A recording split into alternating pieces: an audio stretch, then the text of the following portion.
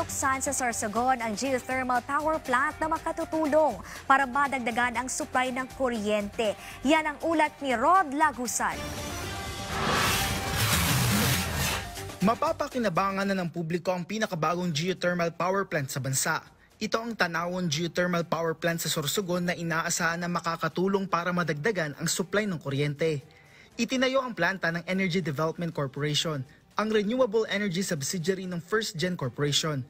Ayon kay Energy Secretary Sharon Garin, kinakailangan na suportahan ng pamahalaan ng ganitong mga proyekto sa pamamagitan ng pagkakaroon ng mga tamang polisiya.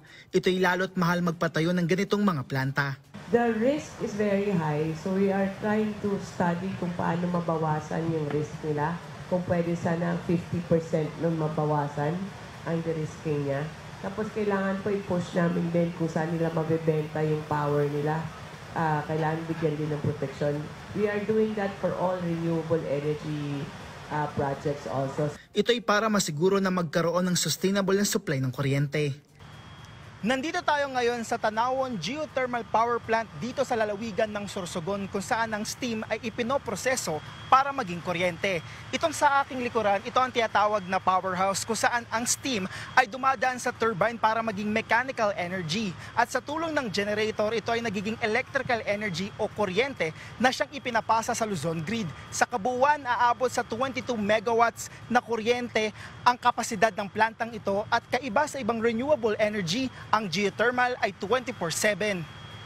Hindi ito tulad ng solar at wind energy na maaring wala kapag walang araw o hangin. Sa bahagi ng Energy Development Corporation, plano ng kumpanya na palawakin pa ang kapasidad ng planta. In the near term, siguro another 50 megawatts. We're exploring yung nakita namin potential. And then siguro another 40 megawatts pa longer term. So hopefully, mga 90 megawatts pa of geothermal capacity. But on top of that, meron pa kami na ongoing construction ng 20 megawatt hours naman ng battery, which we also put into operation this year. Kasabay nito, patuloy ang kanilang pagtingin sa iba pang mga technology na meron.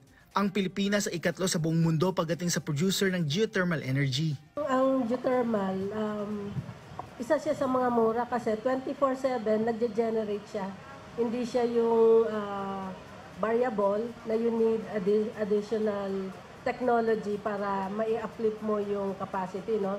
24/7 tumatakbo siya, so mas mura ang operations niya. Ayon kay Garin, kanilang tinututukan na mapababa pa ang singil sa kuryente. Kasunod ng sinabi ng Pangulo sa kanyang ika-4 na State of the Nation address na pagtatayo ng karagdagang halos 200 mga planta sa bansa sa susunod na 3 taon. Ayon sa kalihim, 80% dito ay renewable energy na makakatulong para dumami ang supply ng kuryente at kalaunan, bumaba ang presyo nito. Rod Lagusad, para sa Pambansang TV sa Bagong Pilipinas.